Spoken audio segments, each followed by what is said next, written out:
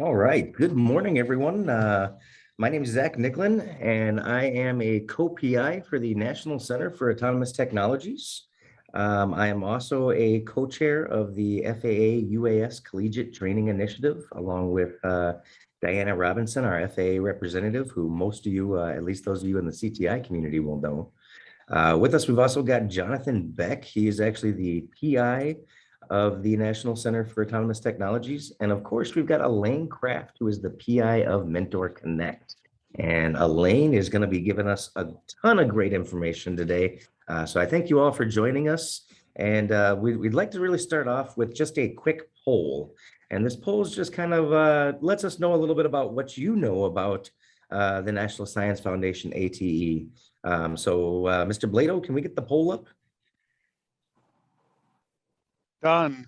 All right, please just take a second and go through the poll. I believe it's just 4 questions. And again, it's just to give us an idea of where you all are at. And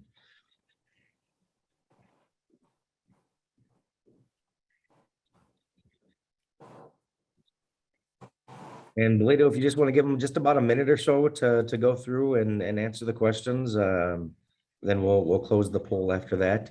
For those of you just joining us, there should be a poll up. And again, it's just to kind of gauge your knowledge on ATE and the National Science Foundation.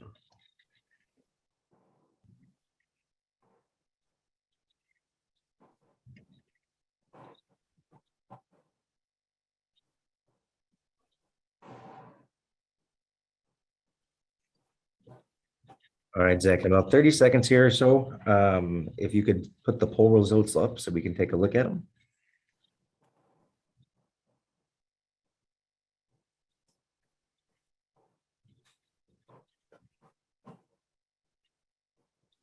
All right, I'll close it now.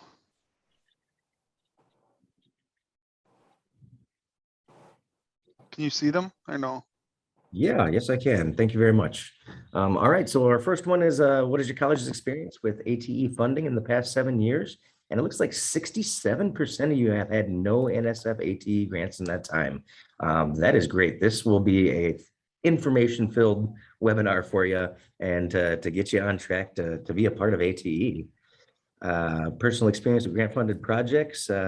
We've got a little bit of experience in there. That's great. That's great. About 61% of you have either helped write or implement, and 22 with no grant experience. And then again, Mentor Connect is something that's going to really help you out there. And it looks like we got a ton of interest as far as the college goes for supporting an ATE grant. So question number 3, that's great. And our last one, personal interest in working with Mentor Connect. We've got at least 44% are definitely interested, 28 are interested, and 28% are potentially interested. And it's good to see that nobody has little or no interest, because I think you probably wouldn't be here if that was the case. All right. Well, again, thank you very much for taking that poll here. There will be a survey that goes out at the end. We'd really, really appreciate if you took the time to do that survey. As you'll learn once you get into ATE, the survey results are very, very important for our reporting at the end. So it should be a really short one, but if you could just take the time to take that survey at the end, and we'll make sure there's a link or it gets emailed to you at the end of the presentation here. So once again, we've got Elaine Craft with us, and she is the principal investigator of Mentor Connect. Now I'm going to let you, Elaine, tell folks what Mentor Connect is all about, since you clearly have a much better understanding than I do on it when it comes to what you do. So. Okay, thank you so much, Zach. I really welcome the opportunity to talk to you today about the NSF funding program and the Mentor Connect services that can help you take advantage of NSF ATE funding. Next slide, please. This is me, and this is our grant number and where we're located at Florence Darlington Technical College in Florence, South Carolina. It is my privilege to be the PI or principal investigator for the Mentor Connect project. With NSF, a principal investigator is a person who leads a grant that has been awarded. And we just call them PIs or co-PIs if they are collaborating with of principal investigator. With Mentor Connect, I do not work alone. I have 4 co-principal investigators or co-PIs and a couple of other people who work on the Mentor Connect leadership team. I also want to acknowledge our funding support from the NSF AE program that makes Mentor Connect possible. Please note, however, that I do not speak for the National Science Foundation. The information being shared with you has been provided by NSF program officers to use in this program, extracted from NSF publications, or is from Mentor Connect project data or personal experience. Next slide, please. Today, I will talk about why I think you should pursue NSF and ATE funding. I will go over current ATE funding options, and I will explain the Mentor Connect opportunity for getting the help you need to be successful in seeking NSF ATE funding. Even if you already have an ATE grant, I hope you will learn something new today. Next slide, please. With this slide, I'm introducing you to Dr. Celeste Carter, the lead program officer for the NSF ATE program. She is just as delightful and user-friendly as she appears in this photo. She came to the National Science Foundation from a community college in California, where she developed an outstanding biotechnology program and was an ATE grantee herself. The building is the new National Science Foundation office complex in Alexandria, Virginia. The paint was barely dry on this new facility when COVID-19 stopped the world in its tracks. It's mostly empty these days as NSF employees are still working virtually. Next slide, please. So why pursue NSF ATE grant funding? If you're like most educators I know, you need more resources like equipment, supplies, faculty development, or marketing and recruiting strategies. You probably have a vision of where you want to take your program, but struggle with how to get there. That's why I'm here today. I want to introduce you or remind you, if you already benefited from grant funding, about NSF ATE funding and the ways in which Mentor Connect and NCAT can help you in pursuing this funding. First, let me answer the question, why NSF?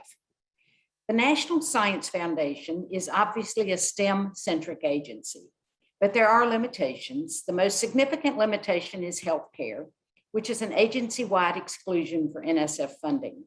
They leave that work to the National Institutes of Health. And the exclusion includes animal science and veterinary disciplines. It's also helpful to understand the extent to which NSF is a researcher-focused funding agency.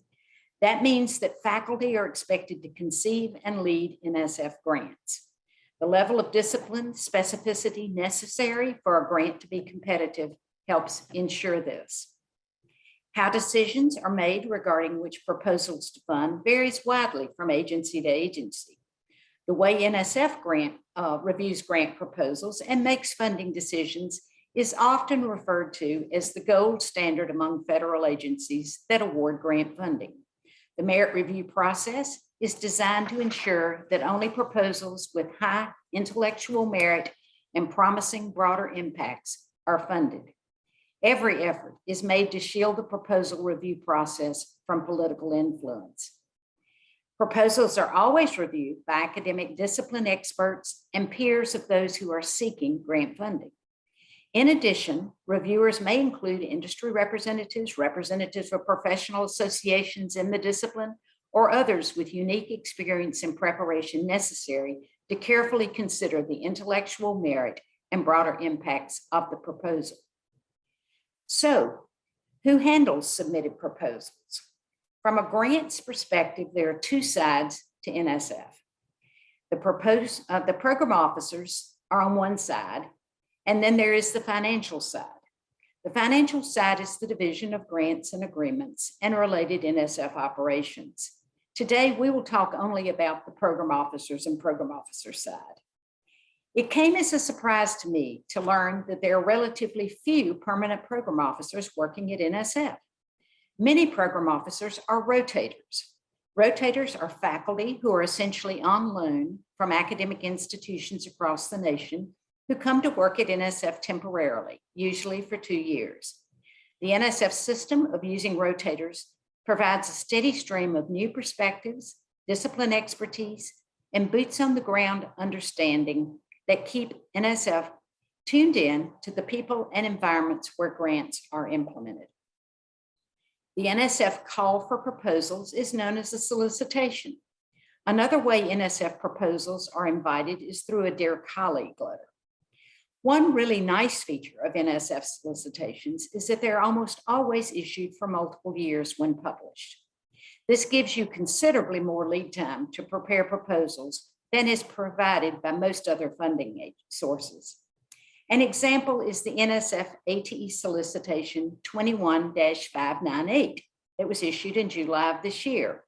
This solicitation outlines funding opportunities and provides proposal deadlines for 2021, 2022, and 2023.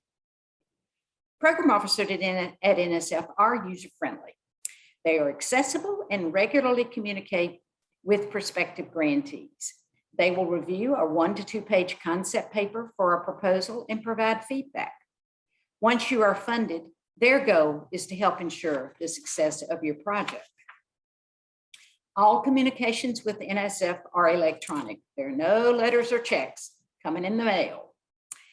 Proposal submission is another place that NSF differs. Rather than rely on grants.gov, the proposal submission system that other agencies use, NSF has its own portal for proposal submissions. Right now, it actually has 2 such portals working simultaneously and in concert: an older FastLane system and a newer research.gov system. The switch to the new research.gov system is being implemented by function over several years. For the foreseeable future, FastLane will remain the primary portal for proposal submission for the ATE program. Currently, both systems are in play and users are seamlessly transferred from one system to the other as needed.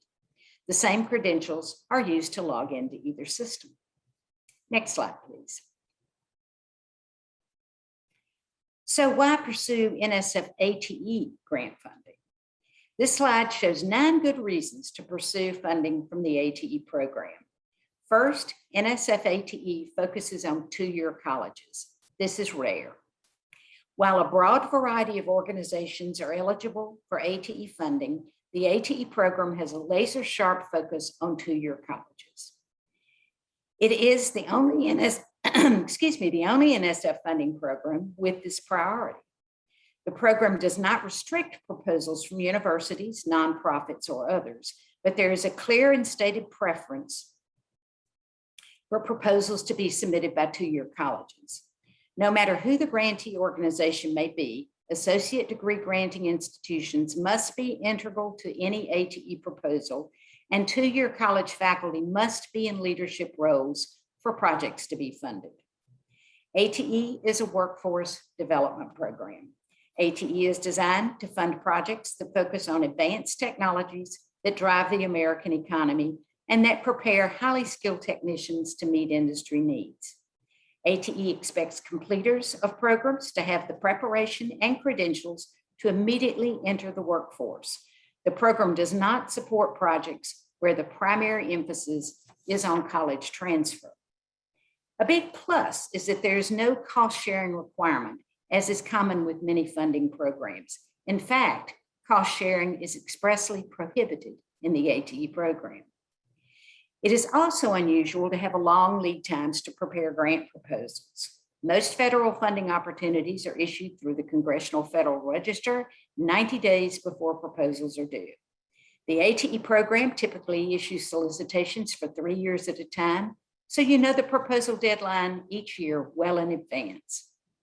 The ATE program encourages PIs to seek additional grants. The program likes to fund PIs who do good work and will do so repeatedly in response to strong proposals.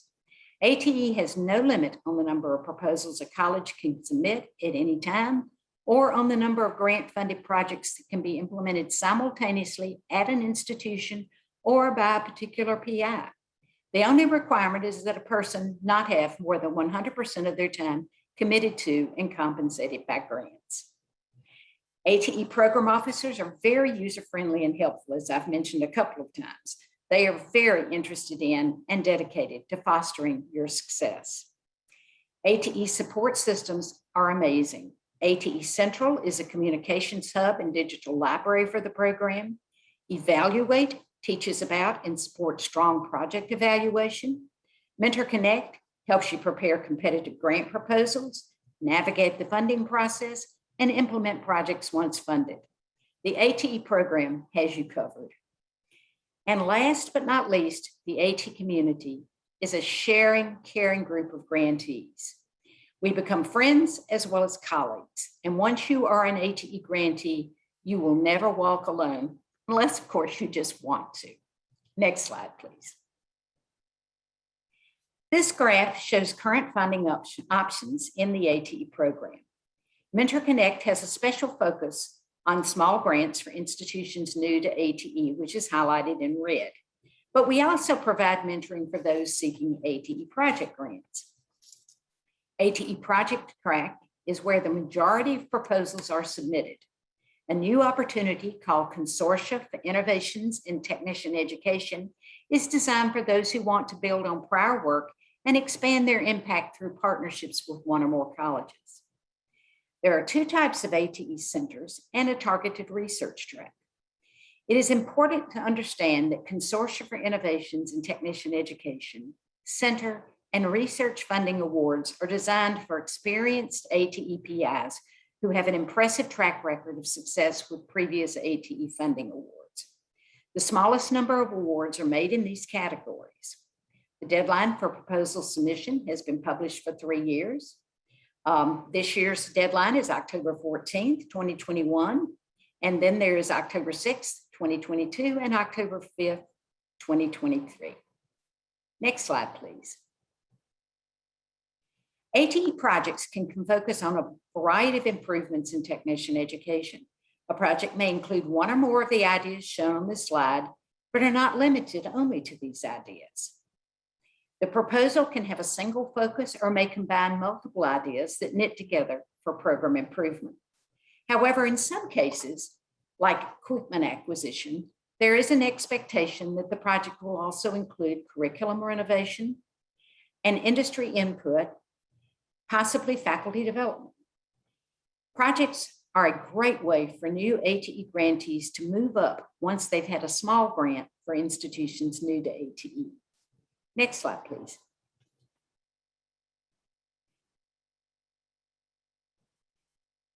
These are some additional opportunities for the ATE projects, and you see some of the topics that you can explore there. Next slide, please.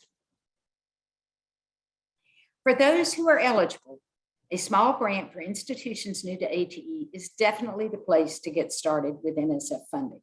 These grants are funded up to $350,000 over 3 years. Some of the most innovative and impactful work I've seen in the ATE program came out of or started with one of these small grants.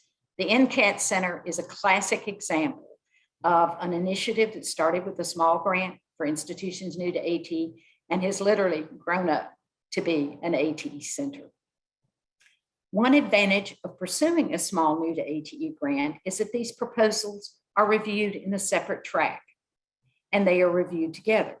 In other words, your proposal will only compete in a pool of proposals with others who are new to ATE.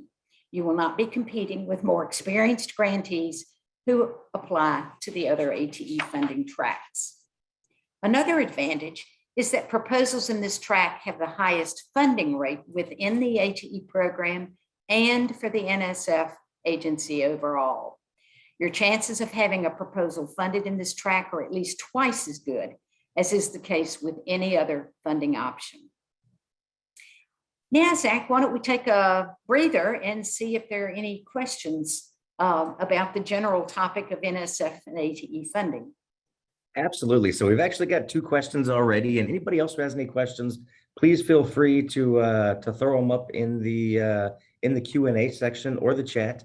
and we'll make sure to hit those up. And I did have one that asked to put the deadlines up again, so I'm just going to backtrack on your slideshow a little bit, and I'll leave that Okay. up just a little bit while we're chatting here. But the first one is from Liz, and Liz asks, may a 4-year institution be the lead on an ATE proposal as long as the project is collaborating with a 2-year institution? And will the proposal be considered more competitive if the 2-year college was the lead? First part of the question is yes. 4-year colleges and universities are eligible for ATE funding. You may put in a proposal. The last part of that is yes, it will probably be more competitive if the 2-year college is the lead. Another option for a 4-year, 2-year college collaboration is something called a collaborative proposal. And in a collaborative proposal, you actually have 2 lead organizations. And so that is an option, and you can call Mentor Connect and we can talk to you about that particular funding option. Is if you are a 4-year college or university, your grants office will know about that type of proposal submission. What is looked at is the leadership role of the 2-year college and the faculty from the 2-year college, and the budget. So they want to see a significant amount of the money going to support the 2-year college involvement in the project. You have to be very careful that whatever the project is does not come across as a senior institution doing unto a community college. And the reviewers have antenna out like this, and they will pick up on that in a heartbeat. It truly has to be a partnership and a collaboration with significant support for the 2-year college. But 4-year colleges and universities do get ATE awards, and I certainly would not discourage you from pursuing that. All right, great. And then, Matt had a question in the question and answer section that was very, very similar. So I think that one answered it. Matt, if that didn't answer your question, please just shoot a little message out to let me know, and I'll read your question directly to Elaine. But I think it was very, very similar. And then we had Chandra say that I could not meet the deadline for submitting my application for Mentor Connect. Do I still have a chance to connect with a mentor? Absolutely, and you have not missed the application deadline. It's not until October the 8th. You've got lots of time. And we would be thrilled to have you apply for Cohort 10. It's hard to believe we were funded first in 2012, and we've been at this almost 10 years now. We're taking in our 10th cohort of mentees, and we would love for you to be in there. That is great. And if for some reason you don't meet that deadline coming up in October there, we are working on trying to do some co-mentoring. Certainly not, we are not Mentor Connect. That being said, there are some great PIs out there and co-PIs that have a lot of experience. So if for some reason you cannot get into Elaine's next one, we're working on putting something together to at least get you started till you can get in with the folks at Mentor Connect. Right. And Zach, I'll be talking just a little bit more about that opportunity a little later. Oh, great. Okay. All right. We'll keep going down through here. So, so John had asked if a 4-year institution is submitting the proposal, does there have to be a 2-year institution involved? I think you already Absolutely. I mean, you can put the proposal in, it just won't be funded. All right. Let's see.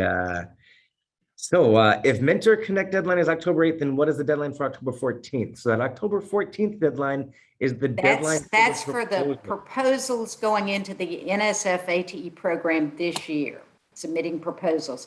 If you come into Mentor Connect, the application for Mentor Connect is October 8th. It's for people who are working on proposals that will go in October 2022, not this year. All right. Let's see. Looks like John put up a link for the Mentor Connect Cohort 10 application in the chat there. So everybody should be able to see that. And I think that's all the questions as of this point. So we'll keep pushing forward. There'll be another chance at the end for questions, and we're going to kind of hold any further questions from then, unless I get one in the next couple of seconds here. But we'll catch back up on the slideshow, and it looks like there's no new ones at this moment. So Elaine, if you're ready to take it away for the second half there, again, there will be another Q&A period at the end. Please keep throwing your questions into the chat or preferably into the Q&A section. It's a little easier to keep track of, but we'll take them from both. So. Okay, so MentorConnect, the big picture. Essentially, MentorConnect helps community and technical colleges secure NSF ATE funding. The way we go about this also develops STEM faculty leaders at two-year colleges. Next slide, please. So you might say, why MentorConnect? Why ATE? The data depicted on this slide can help you see why ATE funding and MentorConnect provide a great opportunity. If you look at the NSF funding rate graph that I snipped from the NSF website, you will notice that overall funding rates for all NSF programs generally are less than 25%, whether you are experienced or not. Those with more proposal submission experience, which is the top blue line, outperform those who are new to the process, which is the lower green line. Funding rates for the ATE program are typically a little bit higher than for NSF overall, usually in the 30 to 35% range. Within ATE, however, there is one funding track where the rates are higher than this. Year in and year out, the highest funding rate is for those who apply for small grants for institutions new to ATE. One reason for this is that the proposals submitted by institutions new to ATE are reviewed only with others applying in the same track, who are also new. And to be eligible, these proposals must be submitted by two-year colleges. ATE does not publish funding rates, but I can tell you that the new to ATE proposals submitted by MentorConnect participants over the past 9 years have a 70% funding rate. Next slide, please. MentorConnect is working to diversify the ATE program geographically and demographically. This map shows the geographic progress we have made through our first 9 cohorts. Cohort 9 participants will be submitting proposals by October 14th this year. If you are one of the states that's still gray on this map, we would love to color in your state. We have had participants from 41 states, including Hawaii, as well as from 2 U.S. territories, Puerto Rico and American Samoa. We are currently accepting applications for Cohort 10, and we hope that you will apply. Next slide, please. MentorConnect has provided mentoring and technical assistance leading to the submission of 141 grant proposals. 86% of MentorConnect cohort participants have submitted proposals in the year they participated. Also, to date, we generally accept at least 2/3 of those who apply for cohort mentoring, and that is for the first application. Some reapply and are accepted the following year. Next slide, please. The help we provide through MentorConnect has been evolving since 2012. We now offer the support and services you see on this list. As you can see, most services and resources are available to all prospective grantees, even if not participating in a specific MentorConnect mentoring service. These resources are designed to provide just-in-time help to prospective grantees. We welcome self-study and encourage you to explore what is available. The most intensive mentoring and one-on-one help is provided through the 2 activities with asterisks.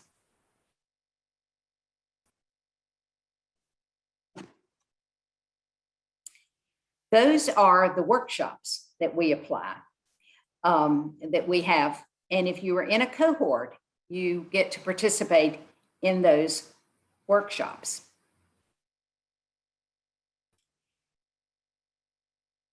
To participate requires an application and a college commitment. The good news is that we are able to accept and serve most of those who apply. Cohort mentoring is provided over about a 9-month time frame prior to the ATE proposal submission deadline in October. Cohort 10 participants will be submitting proposals in October 2022, not this year. Next slide, please. Mentor Connect is inviting all who are new to ATE to participate in cohort mentoring. New means either the college or the college team is new to ATE. If your college previously received an ATE grant award with an award date that was 7 or more years ago, then the college is again eligible as new to ATE.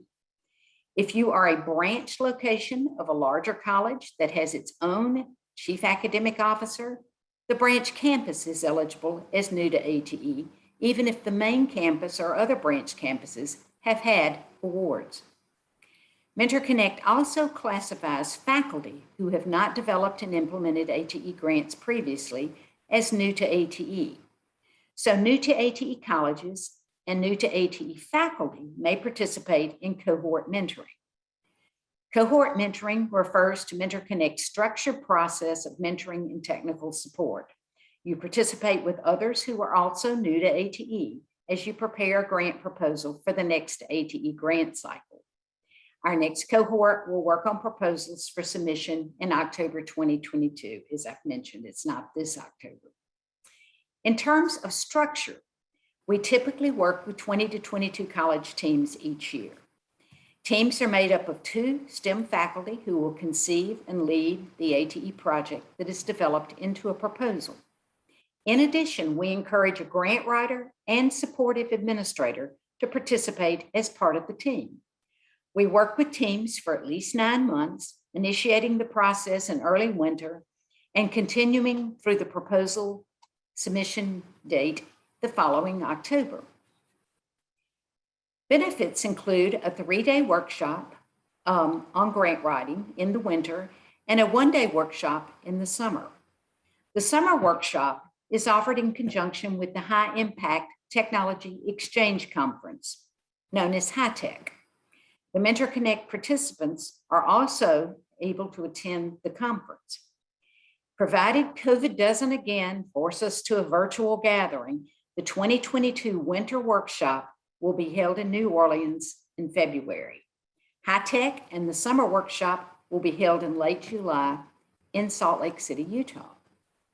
Each team is assigned an ATE experienced mentor who works with them throughout the proposal development cycle. Technical assistance webinars and tutorials support the grant development process, and Mentor Connect offers extensive online resources and a live help desk support. Our expectation for participating teams is that you fully participate throughout to learn about grant writing and how to develop a competitive proposal. And 2, that your college submits an ATE grant proposal by the October deadline. Mentor Connect provides financial support for participants. We pay faculty travel expenses to workshops. This travel support is also available to 1 grant writer and 1 administrator who are working with the proposal development team. In addition, and this is new this year, each faculty participant will be eligible for a stipend of $750. The best benefit of all, perhaps, is the opportunity to work with an awesome ATE mentor who will guide you all the way to the finish line. Next slide, please. Mentor Connect isn't always able to match mentors and teams by the disciplined focus of their project. This works because much of the work of proposal development is not discipline specific.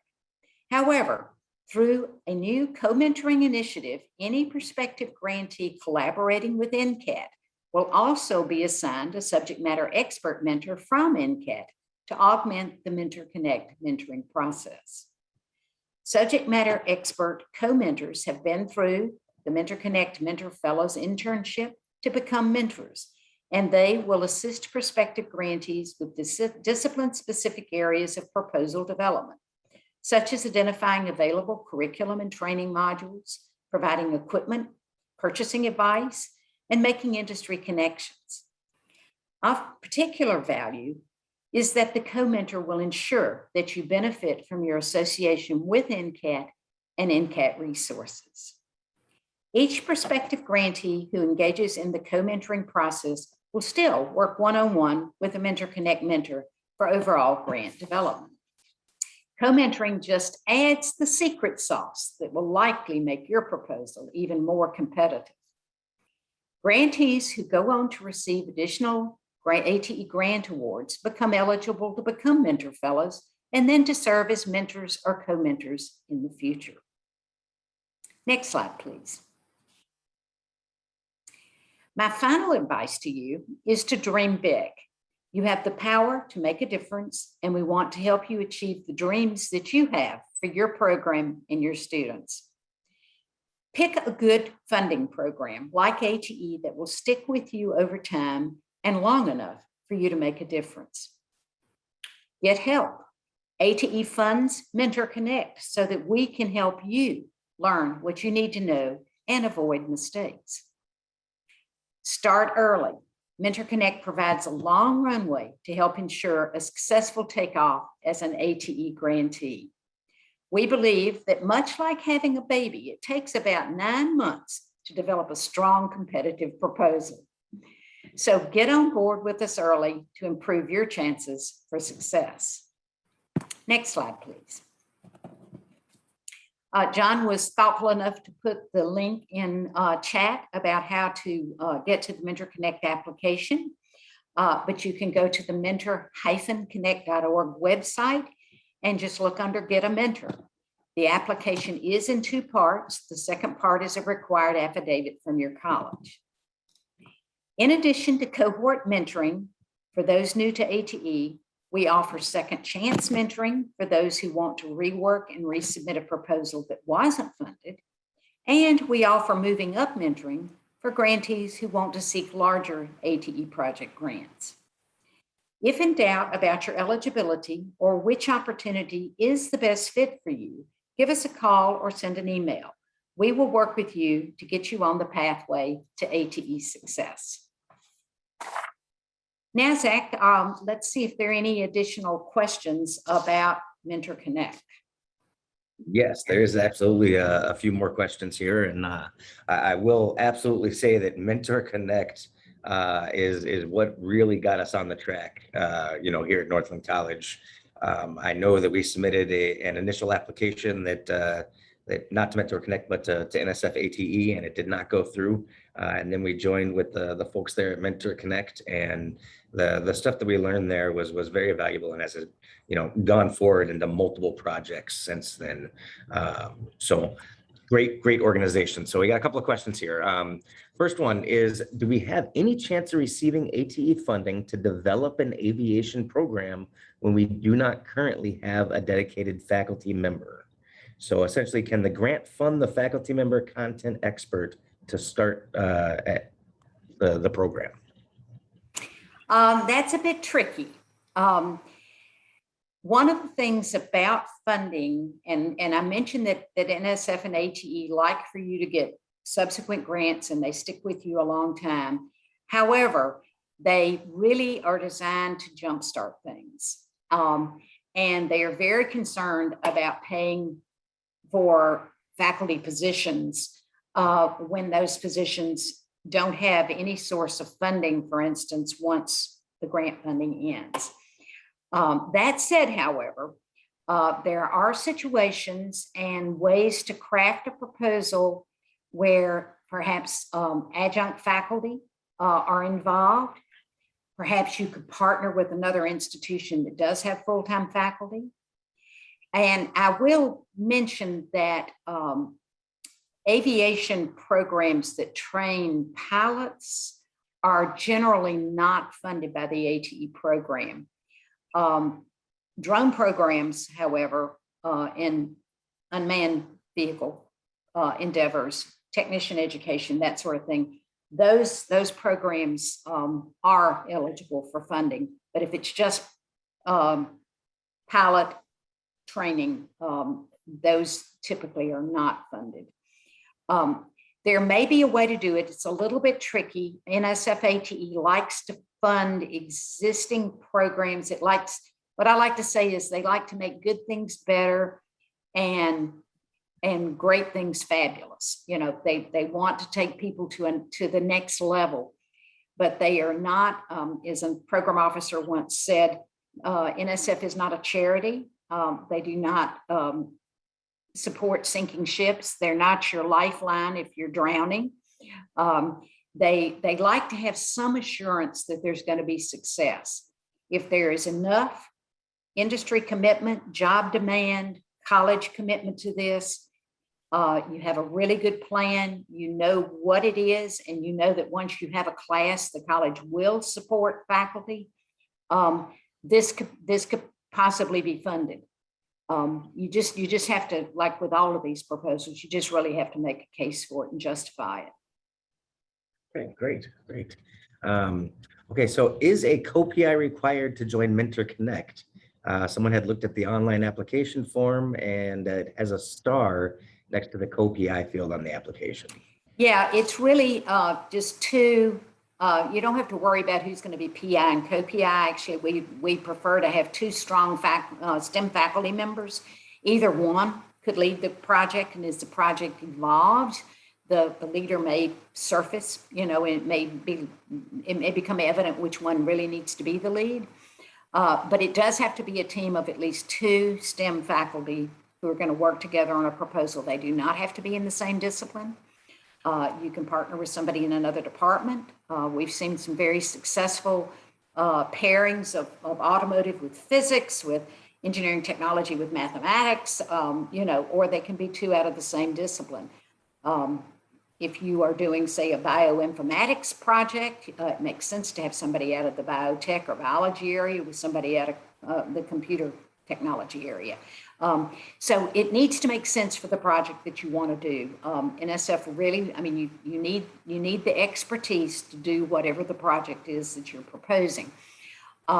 We are huge supporters and believers in teamwork. That's why we go the extra mile to include the grant writers and a supportive administrator, because each of these individuals, first of all, will benefit from understanding the NSF ATE program better, but each one has a very important role in the success of the proposal and in implementing this project once it's funded. We find that life happens. And if you go in fact, our project was modeled on a previous mentoring project that ATE funded many years ago. And I was a mentor for that project. And they took solo faculty members and taught them grant writing, and they were supposed to submit proposals. Well, I had 4 mentees, and life happened to every single one of those 4 during the development process, and they had no backup. There was nobody else working on it, nobody else that could pick up the ball and run with it. And so we find that it's just a better system. It helps with support. It helps with the development, because it is a lot of work to do by yourself. and so if you have a team and different ones take different parts, it makes it much more feasible. So yes, that's a very long way to say yes, you've got to have 2 STEM faculty members, and we strongly encourage the inclusion of a grant writer and administrator. Well, I think that makes sense. I think we all learned in the last year and a half that that life does happen, right? So, next one, are mentors appointed, or can teams choose their mentors? We do the mentor matching. If there are preferences, we always ask our mentors, once they see our, we pair them. I tell you, one of the things that is important that surfaced, we've learned a lot in 9 years, is time zones and scheduling times to work together. It helps if you're not more than 1 time zone apart. It can work East Coast, West Coast, but you got a lot more, you got fewer hours of the day available when you're each can be there. So we match based on all kinds of things like that. So We do the matching, but if it's not a good fit, or if there's a strong preference or reason why somebody should, it would be a good fit, we're interested in people's success. We set up parameters and guidelines for the way we do things just because you need them to do things. But we look at every situation and we flex all the time, just, to make a situation work and to make it situated best we possibly can for their success. Great.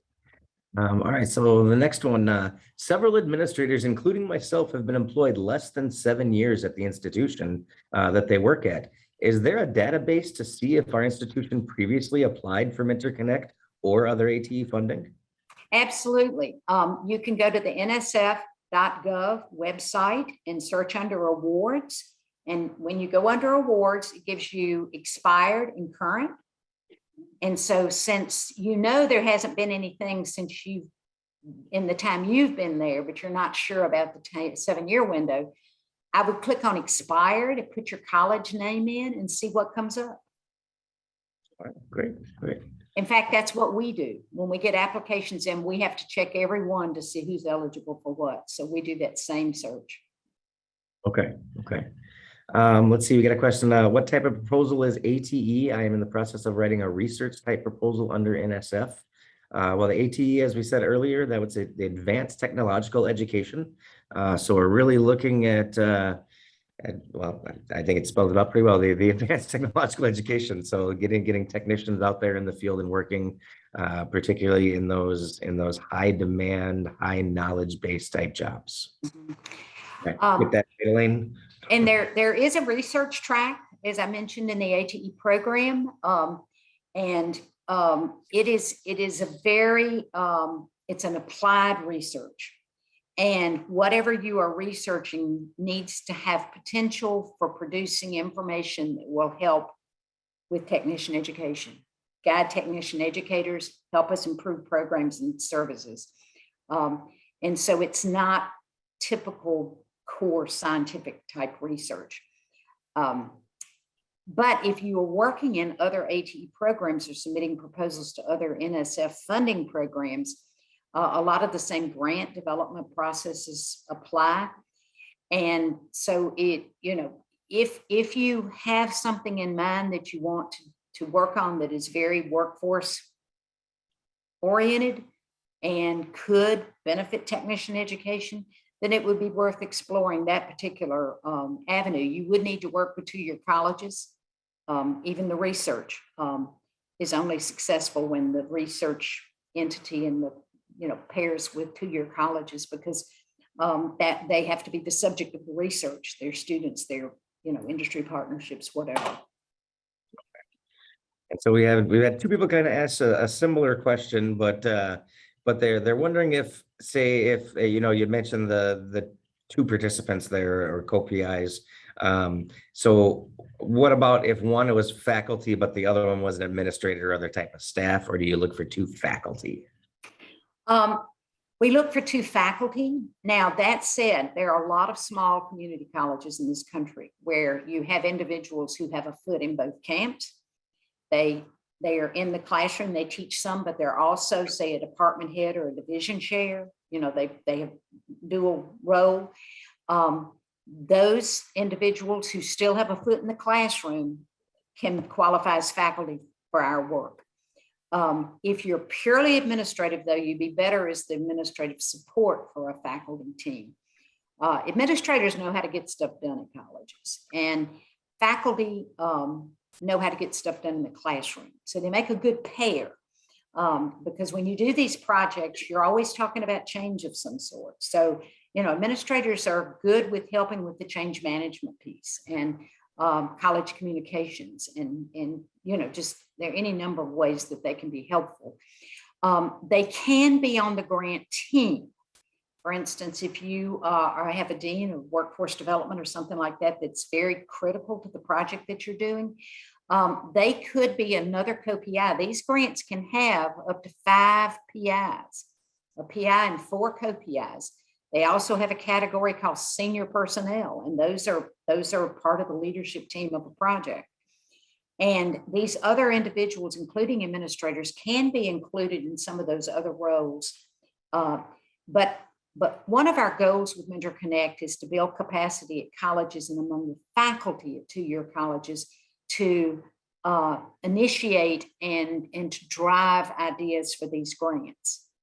And that can only happen if you've got these faculty in those roles. If the administrators take over, then it doesn't achieve that objective. Okay.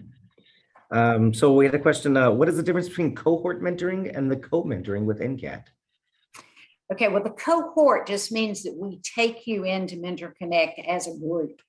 And when you come to the workshop, you're at the workshop with this whole particular group. All are working towards proposal submission at a particular time. The co-mentoring is the way we set up the mentoring support for a given team. So a given team is, let's say, is working on a project that falls in the wheelhouse of NCAT.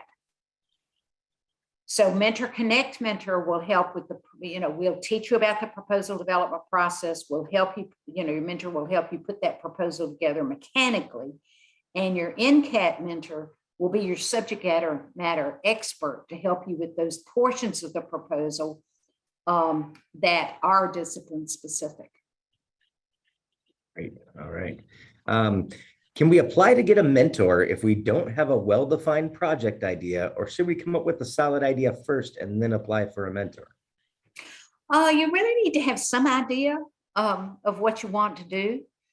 I tell you, looking at the ATE awards database, they've got these little synopsis of projects of everything that's been funded.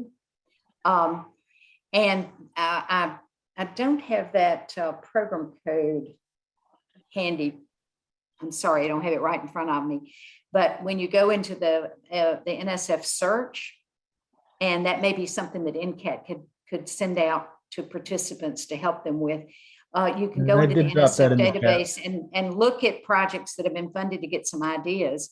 But you really kind of, what are your needs? What do you, what is the job demand? What do you need to do with your program? You don't have to have a fully fleshed out project, but you can say, I've got these industries who need people with these skills, and I want my program to be able to address these needs. Yeah, so that doesn't have to be a solid, well put together, but just a general understanding of what your goal may be, coming right. And if you contact us, if you're interested in applying for Mentor Connect and you don't have your idea down pat, that's a great opportunity to call us and talk it through. Because what we will do is we will pose questions to help you kind of zero in on something that might be good for you to explore. And I can't emphasize enough that it needs to be something your college will support. That having your college behind you on this is critical. So it needs to align with priorities at the college, priorities for your department, your division. For instance, if you just want a new piece of equipment, but the big drive at your college is to increase enrollments, then if you come in with a project that is designed to increase enrollments, it's on recruitment, retention, and things like that, it's going to be reviewed much more favorably than something that's just seen as a pet project that doesn't really isn't on their priority list. Okay, makes sense. And then David asked if I missed the number to call that Elaine just mentioned. Nope, she didn't put out a number there, but the contact. It's on one of the last slides that we hadn't gotten to. That last slide there. And this is being recorded, so it will be posted up on the NCAT website, and that's ncatech.org. I'm assuming if you registered here, we'll also make sure that we send out an email that lets folks know that the recording is up and available and provide a direct link to it. So. Let's see, we got, so Liz represents a four-year institution. Would it be acceptable, and I think it would based on what we talked about here, to have one faculty from the four-year, one faculty from the two-year working together, or would it be a stronger proposal to just have the two-year faculty participate? We have accepted teams where one was from four-year and one was from two-year. It was for a small grant for institutions new to ATE.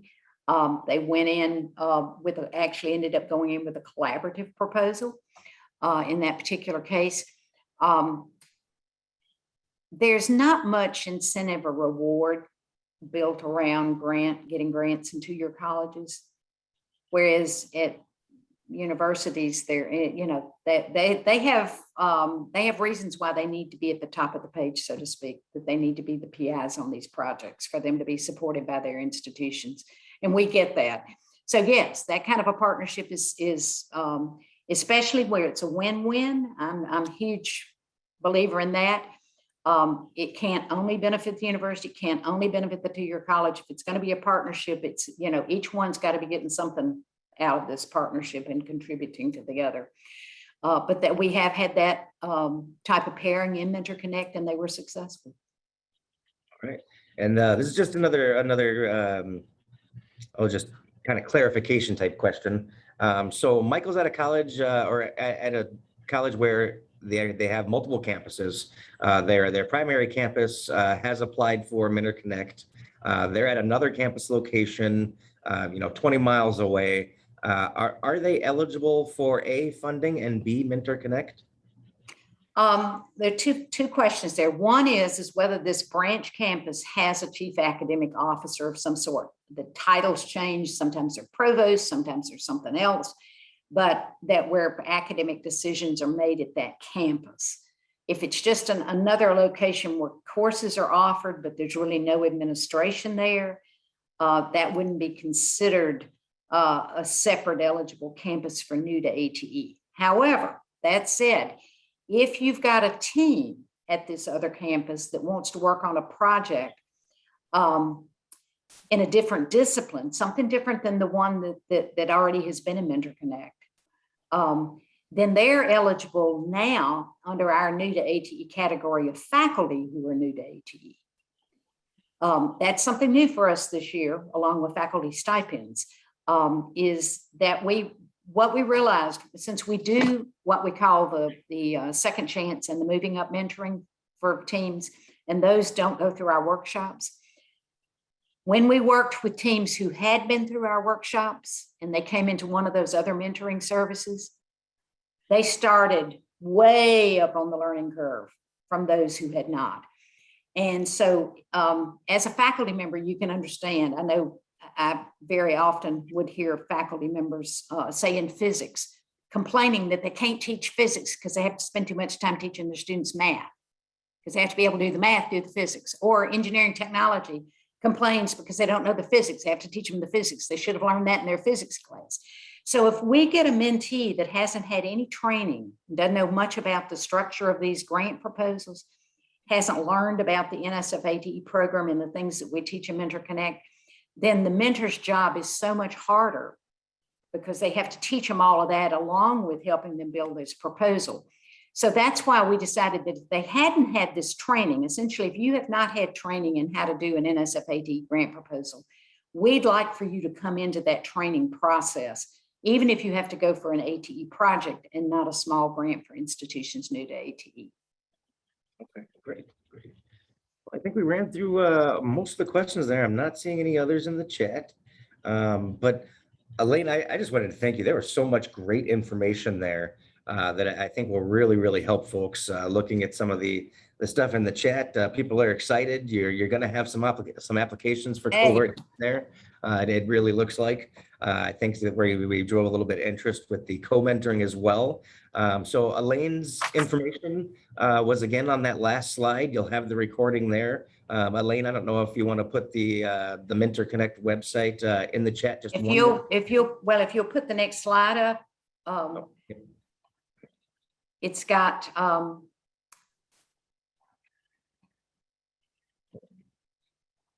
came all the way back to the beginning there. 1 second. Okay, that's okay. All right, see the one with the orange? There you go. All right, the first piece of information on this slide is the mentor-connect.org website. The second is our help desk number, 843-676-8541. And the third is our email address, which is mentor-connect at FDTC, which is Florence Darlington Technical College.edu. The bottom three are just our social media connections. All right. So we'll leave that up on the screen for just a minute, just to make sure that folks get a chance to copy that. Again, it will be in the recording, but if you need to take it down now, I'm gonna keep it up there until the end of our presentation here. But again, thank you so very much, Elaine, for coming and sharing all this information with this community. I'm seeing tons of positive stuff in the chat. This was great. Thank you. Very helpful. Well done. So once again, you have done an excellent job. And again, I see your cohort 10, you're getting quite a few applications. So that's terrific. Well, we will welcome each and every one. And if that's not the perfect fit, or for some reason we are not eligible this time, we will help you one way or the other. We are dedicated to that. And we are just super excited about our partnership with NCAT. In some ways, we feel like we've raised them from pups. That's accurate. Since John Beck came into our Mentor Connect cohort a number of years ago, and now has grown up to be leading this fabulous ATE Center, and we're just so proud of all of you. And I know at least one person in the audience today is somebody I've worked with for a number of years who's been a successful ATE grantee, and it's just been so gratifying to see what they've been able to do at her college with ATE funding over the past several years. Yeah, I will say that, John went all in with Mentor Connect with you folks. I believe he became a fellow, and now he's a mentor. He's a mentor, exactly. Yeah, full circle. Like I said, I feel like we've raised him from a pup. Yeah, well, I mean, you can see the value there when someone submitted an application to be a part of a cohort and then winds up a couple of years later, in that mentoring role themselves, just because he was so impressed with what you folks did there. And I know I'm talking a little bit for John there, but I'll try not to do that. One last question that I see in the chat. I'm also going to add my email in the chat. For Mentor Connect stuff, please reach out to the Mentor Connect numbers on the screen. For me, you can reach out for co-mentoring and for any UAS specific or type questions. Please feel free to reach out to me. But the last question that I saw there was, does Mentor Connect work with colleges that hope to submit a center application? I'll tell you from our personal experience, we tried that route, not really understanding the whole thing, and it didn't go too well as far as a start with a center project. But I don't know what type of experience you folks have with NSF ATE, but Elaine, as far as Mentor Connect goes with the center application? We are not really set up to mentor for ATE centers. However, I personally have been director of an ATE center. I've actually been in the ATE program funded for the last 28 years. And I could probably tell you whether or not you have a very good chance of being funded.